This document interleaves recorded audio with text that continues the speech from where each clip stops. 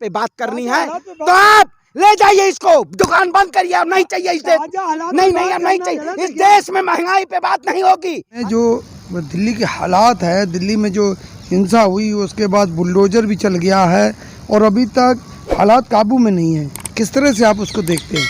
अंजना ओम कश्यप जैसे आप सवाल कर रहे हैं कि बुलडोजर पे चढ़ के और देश के गरीब और मजलूम के घरों पे बुलडोजर चल रहा है, उनके आसियानों पे, और बुलडोजर कह रहे हैं बुलडोजर पे चल के, अंजना जी ये देखिए बुलडोजर चल रहा है। आखिर पत्रकारिता कर रहे हैं आप, पत्रकारिता कर रहे हैं कि इस देश को बेचने का काम कर रहे हैं। बताइए इस देश में आप क्या करना चाहते हैं, कैसे नफरत फैलाना चाहते हैं? जैसे इस देश में अजान का मुद्दा, हनुमान चालीसा का मुद्दा, आखिर आप लोगों को भी टीआरपी चाहिए क्या? इस देश में चंद केवल आवाज उठाने के लिए देश में महंगाई मुद्दा नहीं आपको दिखाई देता, देश में शिक्षा स्वास्थ्य रोजगार मुद्दा नहीं दिखाई देता, लेकिन एक विशेष समुदाय के घरों पे बुलडोजर चल रहा है, उसका आप माइक लगा के तुरंत आप देश में आवाज फैलाने का काम। आखिर ये नफरती लोग कौन हैं जो स्ट्रीम मीडिया में ये देश की जनता के साथ आखिर ये जो नफरत फैलाने का काम कर रहे हैं, ये कौन लोग हैं ये समझना जरूरी है। ये देश में हिंदू और मुसलमान के नाम पे इस देश को गर्द में डालना चाहते हैं। मारना जायज है, पत्थर मारना जायज है। क्या आपके पास सैटेलाइट है? आपको देखना चाहिए, आपको निष्पक्ष जांच करनी चाहिए कि इस देश के लोकतंत्र में, देश में लोकतंत्र के द्वारा चलता है, कानून व्यवस्था के द्वारा चलता है, लेकिन भारतीय जनता पार्टी के शासनकाल में गरीबों, मजलूमों, किसानों के घरों पे बुलडोजर चलता है। क्या यही देश का लोकतंत्र कहता है? आप बताइए, न्यायपालिका है? नहीं है कि आपने न्यायपालिका को ताक पे रख दिया है।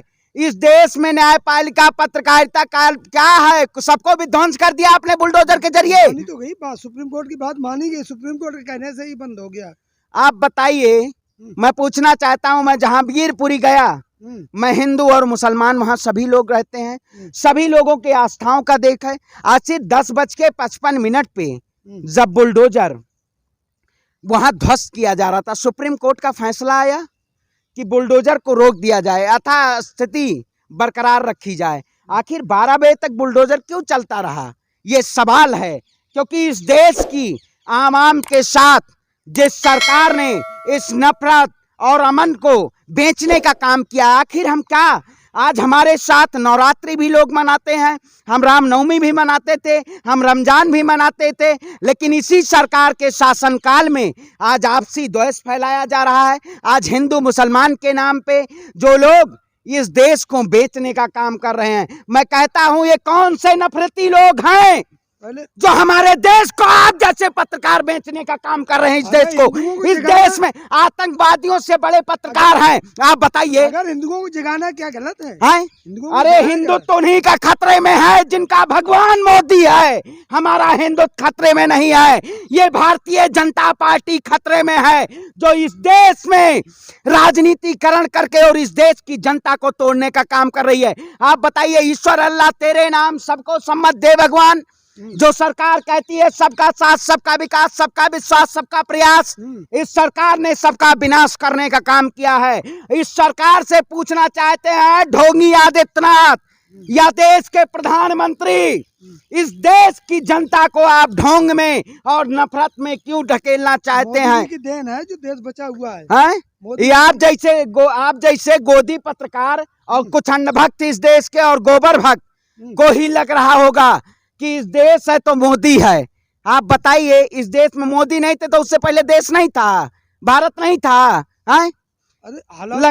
लंका में डंका बजवाने का काम आपने किया। वही लोग कहते हैं जे मैं खाऊंगा नहीं लेकिन वोट दूंगा महेंद्र राजपक्षे को।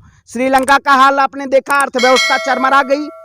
आज भारत के लोकतंत्र में भारत की अस्मिता को भारतीय जनता पार्टी ने जिस तरह से शर्मसार करने का काम किया है, वो एक गरीब परिवार का बच्चा, आखिर आज पत्थरों में और कंकड़ों में हमें अपने सिक्कों को बेचना देखना पड़ता है। ये इस देश की सरकार से, जमहूरियत से सवाल है।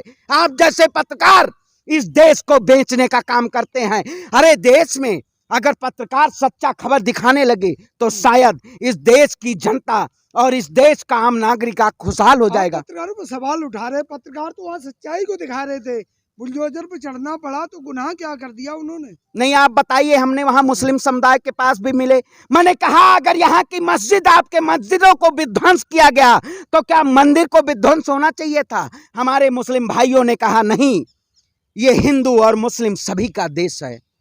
हमारी मस्जिद के गेट को अगर तोड़ा गया तो ऐसा नहीं है कि मंदिर को भी डिमोलाइज किया जाए, लेकिन उन्होंने ये प्यार, उनका जो मोहब्बत है, ये हमें भी समझना चाहिए। आप हिंदू मुस्लिम के नाम पे, इस देश में महंगाई के नाम पे आपने कितनी खबर ली? देश की जनता से महंगाई पे मुद्दों पे कितनी बात आपने पूछी? आपको भी इस देश को तोड़ने के लिए हिंदू मुसलमान करना पड़ता है। बताइए, आपने जनता से पूछा कि देश में महंगाई है, देश में पेट्रोल की कीमत नहीं छावा है? आप बताइए। या नाचने वाले पत्रकार हैं? मित्रों, यूक्रेन में युद्ध चल रहा, नाचने वाले पत्रकार हैं? बाबा जी ने कहा था अगर महंगाई पत्रकारिता करिए, नौटंकी मत करिए। इस देश में कुछ पत्रकार, यूक्रेन में युद्ध चल रहा है इसलिए हमारे यहाँ नींबू का दाम बढ़ गया है। आखिर क्या करना चाहते हैं? चल रहा है, यूक्रेन में युद्ध चल रहा है इसलिए बढ़ा है? नहीं, बिल्कुल अंजना और मोदी जी वाली बात कर रहे हैं। नहीं, आप बताइए, बाबा कामदेव इस देश में, बाबा कामदेव कहाँ हैं? आज सलवार उनका कहाँ है? देश की जनता उनका सलवार फाड़ने का काम कर रही है। बाबा ने कहा फटेंगे, लगेगी आग तो आपका भी आएगा। गुप्ता जी का मकान भी वहां था, आप जैसे हिंदू ही थे, लेकिन हम हिंदू, हमें तो कहेंगे कि हिंदू नहीं। इस देश में अगर हिंदू और मुसलमान के नाम पे नफरत फैलाया जाएगा तो इस देश की सरकार से सवाल पूछा जाएगा। क्योंकि बात करनी है तो आप ले जाइए इसको, दुकान बंद करिए। अब नहीं चाहिए इस देश, नहीं, अब नहीं चाहिए इस देश में। महंगाई पे बात नहीं होगी।